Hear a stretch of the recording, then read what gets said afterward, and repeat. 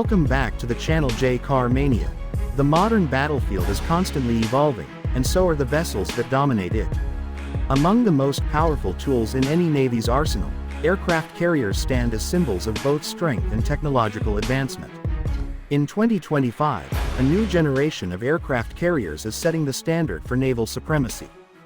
These floating fortresses are more than just mobile airbases, they're sophisticated command centers, armed with cutting-edge systems that redefine how naval warfare is conducted. Let's begin with the United States Navy.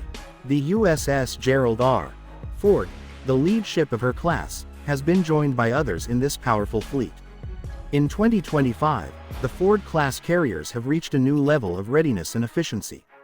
With the Electromagnetic Aircraft Launch System, or EMALS, replacing traditional steam catapults, these carriers can launch aircraft more efficiently, with less stress on airframes.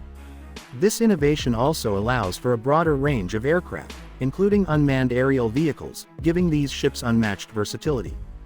The Ford class also boasts the advanced arresting gear system, improved nuclear reactors, and a redesigned island structure for better flight deck operations. All of this translates to a 25% increase in sortie generation rate over the previous Nimitz class. Coupled with a reduced crew requirement thanks to greater automation, these carriers not only project power more effectively but also do so more economically in the long term. Meanwhile, China continues to assert its presence on the world stage with the Fujian, its most advanced carrier to date. The Fujian is China's first fully domestically developed catapult-equipped carrier and marks a significant leap forward in its naval capabilities. It utilizes an electromagnetic launch system similar to the Ford class, a clear sign that China is closing the technological gap. The vessel supports a mix of J-15 fighters and next-generation stealth aircraft, which are expected to increase in number as development progresses. The Fujian's size, comparable to the Ford class, allows it to carry a large air wing and operate far from Chinese shores, expanding the People's Liberation Army Navy's reach. Its operational focus includes dominance in the South China Sea, power projection, and potential expeditionary capabilities in global waters. China is signaling not just regional ambition, but global intent. The United Kingdom's Queen Elizabeth-class carriers continue to be strategic assets for the Royal Navy.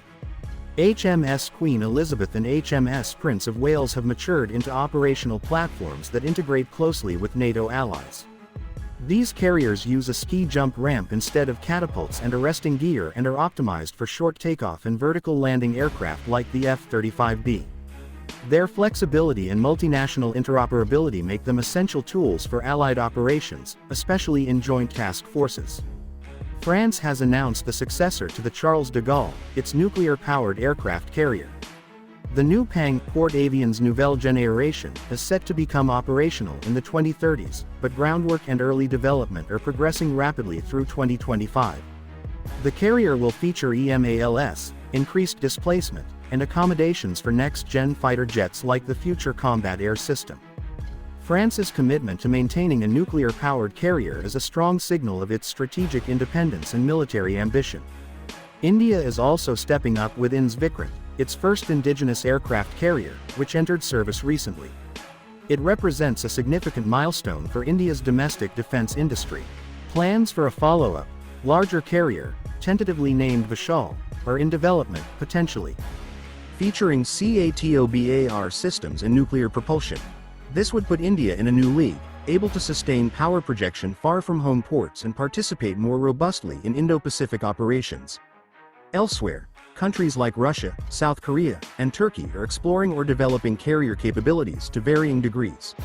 While Russia's Admiral Kuznetsov remains plagued by delays and maintenance woes, its replacement projects suggest long-term plans to retain a blue water navy presence. South Korea has been actively researching light carrier options to complement its naval forces, and Turkey has converted the amphibious ship TCG Anadolu into a drone carrier prototype, showcasing innovation in asymmetric naval tactics. What makes the 2025 generation of aircraft carriers distinct is their emphasis on multi-role capabilities, integration with unmanned systems, and readiness for future warfare environments. These are not just airstrips on water. They are command centers equipped to handle cyber warfare, satellite coordination, and complex joint operations. In a world where deterrence often hinges on visible strength, aircraft carriers remain unmatched in their ability to project power, support humanitarian missions, and maintain maritime stability.